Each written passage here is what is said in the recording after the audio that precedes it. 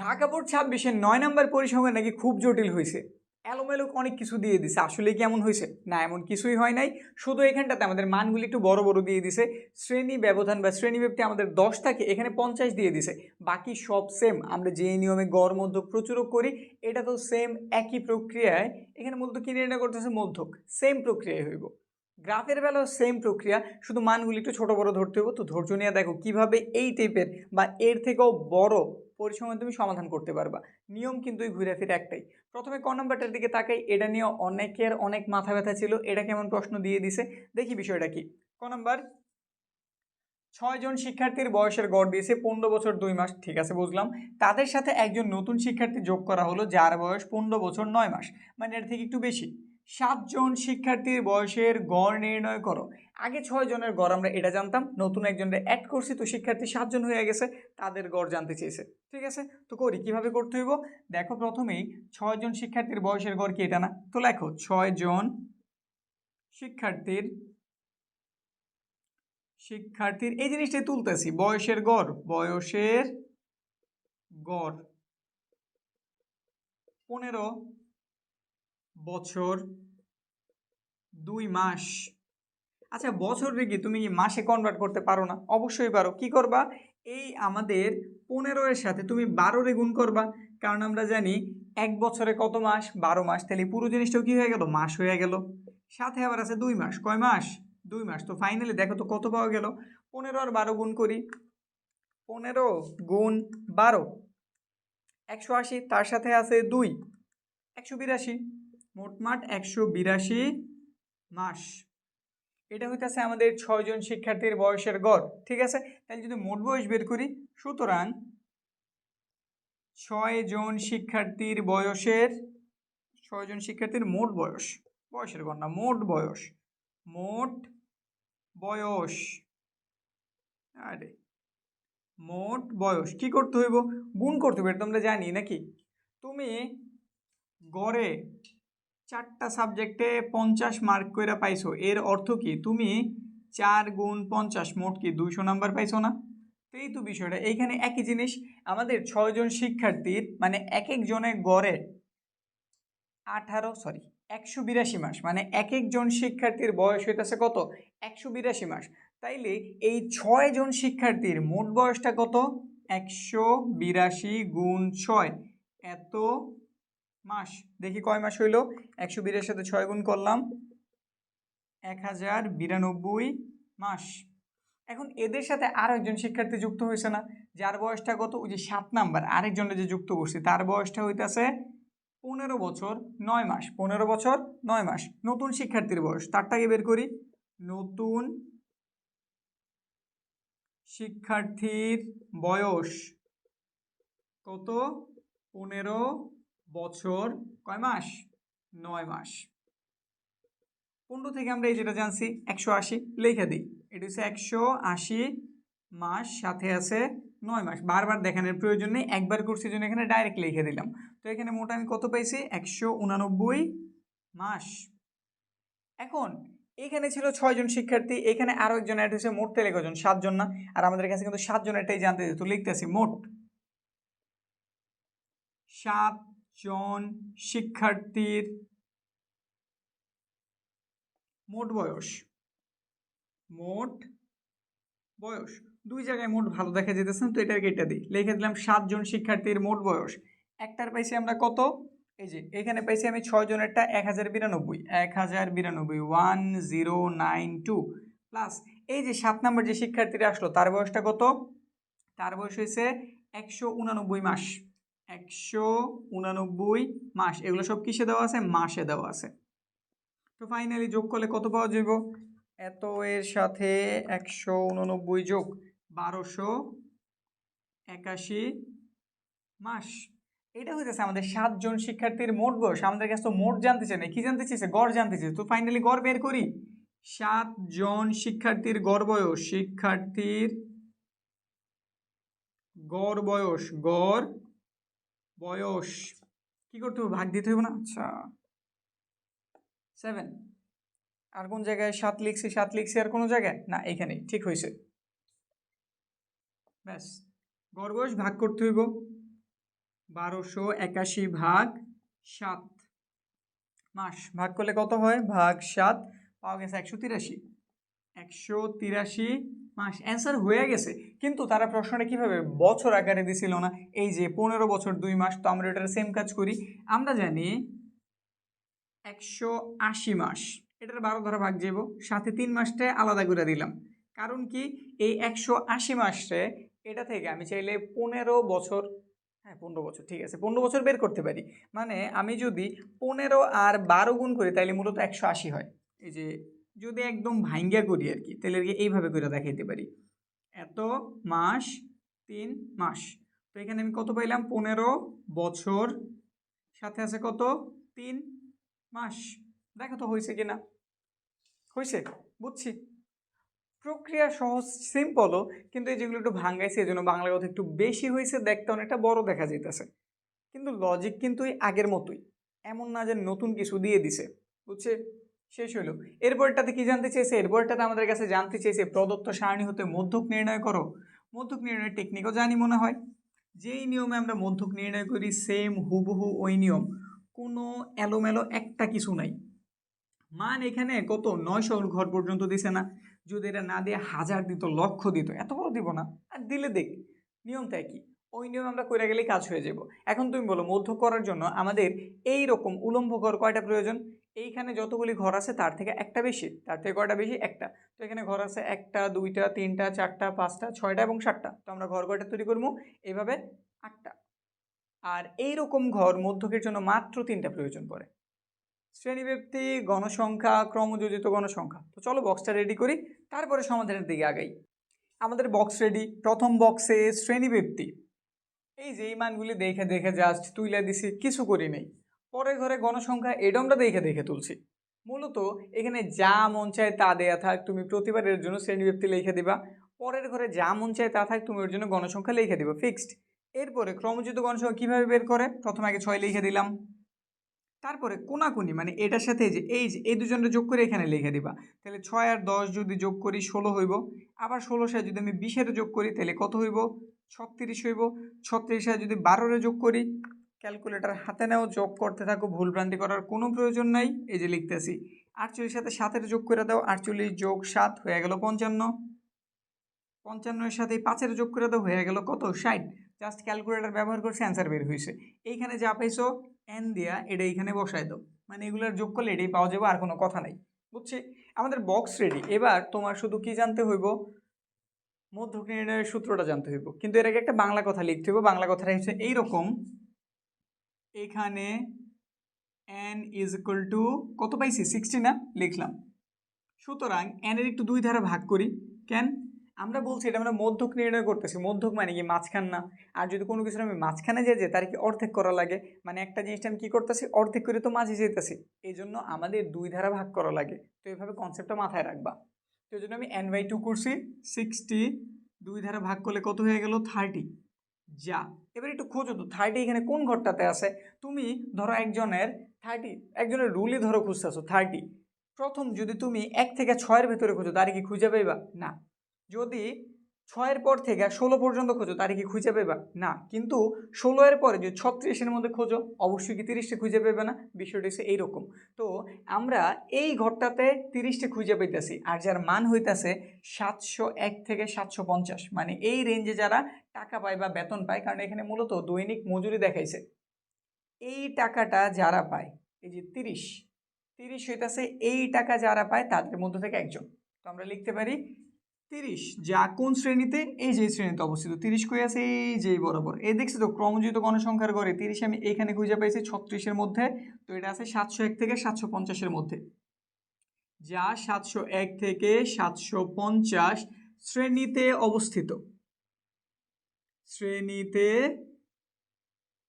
অবস্থিত। সুতরাং প্রচুরক শ্রেণী, সুতরাং প্রচুরক না কিন্তু প্রচুরক শ্রেণী মানে এইখানটাতেই প্রচুরক অবস্থিত আছে। 701 থেকে 700, ও রে আমি প্রচুরক কেন বলতাছি, মধ্যক এখানে n/2 যে এত শ্রেণীতে অবস্থিত, সুতরাং মধ্যক শ্রেণী মধ্যক শ্রেণী কত? এই যে আমাদের এই 701 থেকে 750। এবার তুমি মধ্যকের সূত্রটা লেখো। আশা রাখি জানো, না জানলেও শিখে নাও। মধ্যকের সূত্র কি? এল প্লাসের n/2 মাইনাসের এফসি ইন্টু h/fm। এখন এখানে কার মান কোনটা তা একটু জানাই নেই। এল, এই যে আমরা যে মধ্যক শ্রেণীটা বের করছি এটার প্রথম যে মানটা এটা আমরা নিম্ন সীমা বলি, মানে ছোট যে মানটা এর নাম হচ্ছে নিম্ন সীমা। এটাই মূলত এল এর মান। তাহলে কত পাইছি? 701। n/2 এর মান এই যে আমরা উপরেই বের করছি 30, তাহলে এটাই লেখা দাও। এফসি একটু পরে বের করি, এফসিটা একটু পরে বের করতেছি, এইচ এর আগে বের করি। এইচ কত দেখেই বোঝা যায়। এবার আঙ্গুল গণতে গেলে তুমি একটা ঝামেলায় পড়ে যাবে, তো সেই ক্ষেত্রে তুমি কি করবা? এই যে এটা থেকে এটাতে বিয়োগ করো, এটা থেকে এটা বিয়োগ করলে তুমি 50 পাইবা, এটা থেকে এটাতে বিয়োগ করলে কত পাবে? 50 পাইবা। তো লেখা দাও আমাদের এখানে এইচ এর মান কত? 50। তারপর আছে এফএম, এই যে এফএমটা আগে বের করি, তারপর এফসি অটোমেটিক বের হয়ে যাব। আমরা কোন ঘরটা জানি সিলেক্ট করছি? মধ্যক শ্রেণী। এই যেটা না, মধ্যক শ্রেণীর যে গণসংখ্যা, মধ্যক শ্রেণীর যে গণসংখ্যা, খেয়াল দিও মধ্যক শ্রেণী এটা, এটার বরাবর যে গণসংখ্যা আছে সেই আমাদের এফএম। তো এফএম এর মান 20। এফএম এর উপরে যে ক্রমযোজিত গণসংখ্যা অবস্থান করতেছে, এফএম এর উপরে যে ক্রমযোজিত গণসংখ্যা অবস্থান করতেছে তার নামই হইতেছে এফসি ফিক্সড। কত? 16। ব্যাস, এবার বসাও, কাজ হয়ে যাব। এল এর মান 701, n/2 এর মান 30 জানছি আমরা, এফসি এর মান কত? 16 জানছি, এস এর মান কত জানছি? 50, এফএম এর মান কত? এফএম এর মান 20। সবার প্রথমে ফার্স্ট ব্র্যাকেটের কাজ, তো ফার্স্ট ব্র্যাকেটের কাজ করি। এখানে বিয়োগ করলে রইল 14, এখানটাতে আছে 50, এখানে আছে 20। তুমি ক্যালকুলেটারে হেল্প নাও, প্রয়োজনে আগে যে এইটুকুর হিসাবটা আগে করো। 14 আর 50 গুণাকার আসতো, 14 গুণ 50 ভাগ হইতেছে কত ধারা? 20 ধারা, ভাগ 20। এখানে পাইছি 35, তো 701 সাথে আছে কত? 35, যোগ করে দিলাম 700 কত হয়ে গেল? 36। ব্যাস, এটাই হইতেছে আমাদের মধ্যক। বুঝতে কি পারছি? কোনো ঝামেলা, কোনো প্রকারের কোনো ভেজাল ঝামেলা আছে কি? এখানে বড় মান হয়েছে এজন্য নিয়ম কি চেঞ্জ হয়ে গেছে? কোনো কিছুকে আমি অতিরিক্ত লিখছি, নতুন কোনো কিছুকে অ্যাড করছি? করি নাই। তো এই জন্য প্রক্রিয়া আছে, মান যত বড় হোক ঘাবড়ানোর তোমার কোনো প্রয়োজন নাই, জাস্ট তুমি কইরা যাইবা। হ্যাঁ, গ্রাফের ক্ষেত্রে একটু ঝামেলা হইতে পারে, ঝামেলা আসলে বড় ঝামেলা না। গ্রাফের ঘরগুলির মান আমাদের একটু বাড়ায় নিতে হইব। তো কিভাবে করা লাগে এই বিষয়টাও বুঝাই দিতেছি। বোর্ডে গ্রাফ আঁকা ঝামেলার, তো আমি এটা খাতায় গ্রাফে তুমি কিভাবে করবা, কিভাবে পরীক্ষার হলে করবা, এই বিষয়টা ক্লিয়ার করি। চলো খাতায় বুঝাই। গ নাম্বার, বহুভুজ অঙ্কনের জন্য প্রথমে আমাদের খাতায় এরকম একটা সারণী তৈরি করতে হইব। প্রশ্নে যে কটা বক্স দেওয়া আছে অনুভূমিকভাবে ঠিক ওই কটাই বক্স রেডি করবা। আর এইভাবে উলম্ব বা খাড়া ঘর তৈরি করবা মাত্র 3টা, যেখানে একটার নাম শ্রেণীব্যক্তি, একটা আমাদের মধ্যমান, একটা আমাদের গণসংখ্যা। শ্রেণীব্যক্তি আমরা দেখে দেখে লিখছি, গণসংখ্যাও দেখে লিখছি। মধ্যমানটা আমাদের বের করতে হইব। কীভাবে বের করবা? এই দুটোর যোগ করবা, 601 যোগ 650 ভাগ দিবা 2 ধারা, কত বের হয়েছে? 625.5, 625.5। সেমভাবে পরেরটা করো, 651 যোগ 700 ভাগ কত? 2, কত বেরিয়েছে? 675.5। তো বুঝাই যেতেছে 25 করে বৃদ্ধি পেতেছে। এরপরটা দিলে কত হইব? 700.5। তাও দেখি চেক করে, 701 যোগ 750, যেহেতু বড় মান ভুল ভ্রান্তি আমরা করতে চাই না নাকি? কত? 725.5 দেখছি। তো আমরা একটু চিন্তা করবো এইভাবে যাতে আমার ভুল ভ্রান্তি একদমই না হয়, যেহেতু আমার হাতে ক্যালকুলেটার আছে। বুঝতে পারছি? তো এই জন্যই ইজি হিসাব তোমার কাছে মনে হইলেও তুমি একটু ক্যালকুলেটার টেস্ট করে নিও। তারপরে অন্তত এরকম বড় মান হইলে 701 যোগ 800 ভাগ কত? 2, কত বের হইল? 775.5। এরপরেরটা কত হইব? যখন মনে হবে হ্যাঁ ভুল হওয়ার চান্স নাই, সেক্ষেত্রে তুমি তাড়াতাড়ি লিখতে পারো। বুঝতে পারছি? নয়তো ভেঙ্গেই কইরো, হয়তো 1 মিনিট বেশি যাবো, কিন্তু ভুল হইলে পুরো নাম্বারটাই কিন্তু কাটা যাইব। ব্যাস, বুঝছি। আমাদের মধ্যমানের কাজ শেষ। এটাতে মানগুলি একটু বেশি বড় দেওয়া ছিল, এজন্য আমাদের গ্রাফে কি তেমন কোনো ইফেক্ট পড়বো না, তেমন কোনো ইফেক্টই পড়বো না। আমরা প্রতিটা গ্রাফ যেইভাবে কইরা আসছি এটাও ঠিক একই নিয়মেই হইব, কোনো ব্যতিক্রম নাই। কী করবো? প্রথমেই নিচে থেকে 5টা ঘর নিলাম, এই যে এরকম 5টা ঘর নিয়ে একটা দাগ দিয়ে আমরা আমাদের এক্স অক্ষটা রেডি করি। প্রথমে আমি কলম ব্যবহার করতেছি, তুমি কিন্তু কলম ব্যবহার করতে যাও না, তুমি অবশ্যই পেন্সিল ব্যবহার করবা, ঠিক আছে?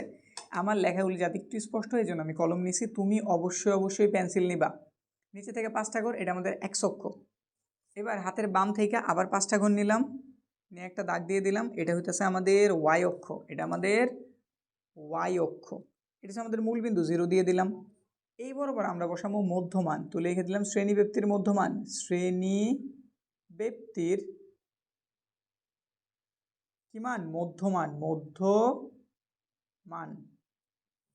আর এইখানে তুমি বসাইবা গণসংখ্যা, গণসংখ্যা, এই যে বরাবর। এবার একটু তাহলে বসানোর কাজটা করি।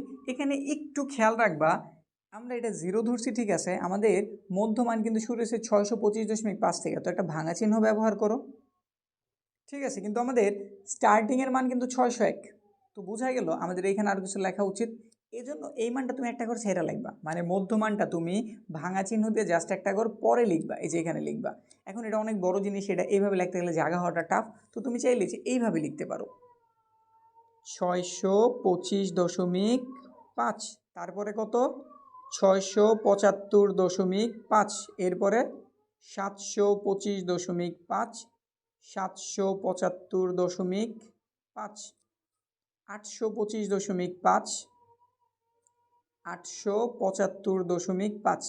এখন ওই যে একটা কনফিউশন ছিল না, আমাদের মান তো শুরু হয়েছিল 601 থেকে, আমরা তো লিখছি এইখানে কত 625 থেকে শুরু করছি, আবার এখানে আমাদের মান হয়েছে 875.5 লিখছি, কিন্তু শেষ তো হয়েছে 900তে গিয়া, তো আমরা চাইছি এদিকে একটা করে বাড়াই দিতে। তো সেমভাবে তুমি যদি একটু খেয়াল করো, এটা থেকে এটা 50 বাড়ছে, এটা থেকে এটা কত বাড়া উচিত, 50ই না। এটা যেহেতু 825 থেকে 875 হয়েছে, তাহলে 875 থেকে অবশ্যই কত হওয়া উচিত, 925.5, মানে 50 বৃদ্ধি পেব। তুমি চাইলে ক্যালকুলেটার করে নিতে পারো, ওই যে বললাম ইজি হোক, ভুল করার রিস্ক নিবা না, বুঝছি। একইভাবে এটাও তাইলে এটা থেকে এটা যেহেতু 50 কমছে, এটা থেকে এটা 50 কমছে, এটা থেকেও তো এটা 50 কমা উচিত, তাহলে এখানে তুমি কত লিখবা, এখানে তুমি লিখবা 575.5। ব্যাস, এবার আমরা আমাদের কাজ শুরু করি। গণসংখ্যার দিকে তাকাই, এখানে আছে 6, সর্বোচ্চ 20, তাহলে এখানে লিখলাম আমি 5, এখানটাতে লিখলাম 10, এখানে লিখলাম আমরা 15, এখানটাতে লিখলাম 20। আর প্রয়োজন নেই, চাইলে তুমি 25 লিখতে পারো, কিন্তু দরকার নাই। আমাদের 625.5-এর মান কত, 6 না, তাহলে এখান থেকে তুমি 6টা ঘর যাও, 5 আর এই যে 1, 6। তারপরে 650.5-এর মান কত, 10 না, তাহলে এখান থেকে 10টা ঘর যাও, এই যে 10। তারপর আমাদের 725 ঘর, এটার মান হচ্ছে 20, তাহলে এখান থেকে তুমি 20টা ঘর যাও, এই যে। এরপরেরটা এই যে এটা 75, এটার মান হচ্ছে 12, তো 12টা ঘর যাও, 5, 10, 11, এই যে গেল 12। এরপরেরটা কত, 7, তো 7টা ঘরে যাও, 5, 6 এবং 7। এরপরেরটা 5, এই যে 5-এ দিয়ে দাও, একটার সাথে আরেকটারে কানেক্ট করো, এই বিন্দুর সাথে এই বিন্দুরে কি করো, যোগ করে মিলাও, এই যে মিলাইলাম, এই যে মিলাইলাম, এটার সাথে এটা আমরা কানেক্ট করলাম, এটার সাথে এটারে কানেক্ট করলাম, এটার সাথে এটারে কানেক্ট করলাম। কিন্তু আমরা তো আঁকতেছি ভুজ, বহুভুজ, আমরা ত্রিভুজ চতুর্ভুজ যেটার কথাই বলি, যেমন ত্রিভুজ হলে আমি এইভাবে লিখবো, সীমাবদ্ধ একটা ক্ষেত্র, চতুর্ভুজ হলে এইভাবে লিখবো, সীমাবদ্ধ একটা ক্ষেত্র, কিন্তু এটা তো একটা দাগের মতো হয়ে রয়েছে, তো তারে একটা সীমাবদ্ধ ক্ষেত্রে আনতে হইব, এই জন্য আমরা এটার সাথে এটার যোগ করতেছি। তো যোগ করার আগে আবার একটা বিষয় একটু খেয়াল করবো, আমরা এখানে 575 লিখছি, কিন্তু আমাদের মান তো 601 ছিল, এখানে কি আমরা বেশি বেশি নিছি না এইদিকে, মানে ছিল আমাদের আরও কম, আমরা এইদিকে আরও বেশি পরিমাণ নিছি না, তো এই জন্য এই দাগটা তুমি দিবা ঠিক আছে, কিন্তু একদম দাগ না দিয়ে করবা কি, যে এইরকমভাবে দিবা, এটা দিয়ে মূলত বোঝায় প্রায়, প্রায় এত এর কাছাকাছি, বুঝছি। একইভাবে এটা 875 আমরা এখানে লিখছি, বারে আমরা 925.5 লিখছি, কিন্তু আমাদের সর্বোচ্চ মান ছিল 900, এখানে আমরা 25.5 বেশি লিখছি, তো কী করতে হইব, দাগ দিমো এইখানটাতেই, কিন্তু আমরা ওই যে এইরকম দাগ দিমো, যাতে পুরোপুরি দাগ না হয়, একটু ভাঙ্গা ভাঙ্গা ভাঙ্গা ভাঙ্গা হয়, বুঝতে পারছি, তাইলে আর কোনো প্রবলেম নাই, শেষ, ক্লিয়ার। কিন্তু এটার বাংলা লেখায় হয়তো তোমরা একটু প্রবলেমে পড়তে পারো, কারণ কি, এইখানে দেখো এই ঘরগুলির মান আমরা একটা থেকে আরেকটার পার্থক্য কিন্তু 50 নিছি, শুধু এইটুকুই ঝামেলা, বাকি লেখার নিয়ম কানুন সব সেম। কীভাবে আমরা এখানে লিখি, এই যে আমরা সব দেখাই দিতেছি। প্রথমে এটা আমরা ছক কাগজ বলি, তো এটাই বলতেছি, ছক কাগজের এক্স অক্ষ বরাবর, এক্স অক্ষ বরাবর আমরা কি বসাইছি, শ্রেণী ব্যক্তির মধ্যমান, তো এটাই বলি, এক্স অক্ষ বরাবর শ্রেণী ব্যক্তির মধ্যমান, শ্রেণী ব্যক্তির মধ্যমান, আর ওয়াই অক্ষ বরাবর, ওয়াই অক্ষ বরাবর গণসংখ্যা স্থাপন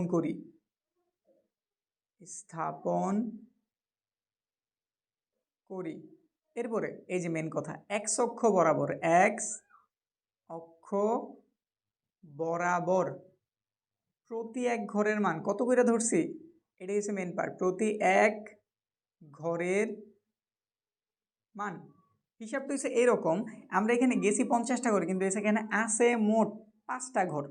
মানে আমাদের এই ঘর থেকে এই ঘরে যে আমরা পার্থক্যটা লিখছি 575 থেকে 625, পার্থক্যটা হচ্ছে 25, কিন্তু গেছি মাত্র 575 থেকে 625, পার্থক্য হইতেছে 50, কিন্তু গেছি মাত্র আমরা 5টা ঘর। তাইলে এক একটা ঘরের মান আমরা কত করে ধরছি, 10 কইরা। কত করে গুনছি, 10।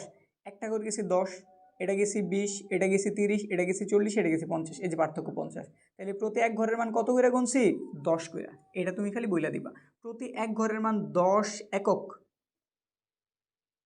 এবং ওয়াই অক্ষ বরাবর, কোন অক্ষ বরাবর, ওয়াই অক্ষ বরাবর প্রতি এক ঘরের মান, এক ঘরের মান কত করে গুনছি, এটা এক করেই গুনছি। 5টা ঘর 5 লিখছি, 10টা ঘর 10 লিখছি, তো লিখে দাও প্রতি এক ঘরের মান 1 একক ধরে আমরা এটা জানি কি করতেছি, বহুভুজ। তো বইলা দাও, ধরে বহুভুজ অঙ্কন করি।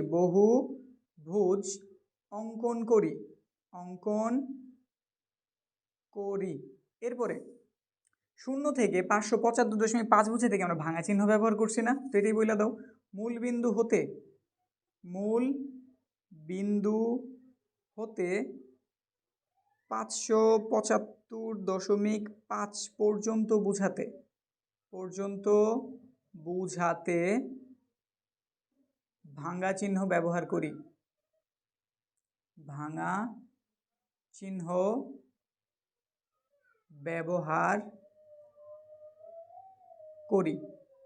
শেষ। এই যে এত জটিল, এত পেঁচানো, আমাদের সৃজনশীলটা কিন্তু একদমই সিম্পল ছিল, এমন জটিল কিছুই না। বুঝতে পারছি? কমপ্লিট। এখন তুমি যদি এই 17 অধ্যায় পুরোটা কভার করে নিতে চাও, যারা ইউটিউবে আসো স্ক্রিনের দিকে তাকাও, একটা ক্লাস আইসা পড়ছে, ভিডিওটা ক্লিক দিয়ে দেখা নাও। এই অধ্যায় এই ক্লাসটা দেখার পরে আর কোনো প্রবলেম থাকবে না ইনশাল্লাহ। তো শেষ, কমপ্লিট হইলো। দেখা হইতেছে সামনের ক্লাসে।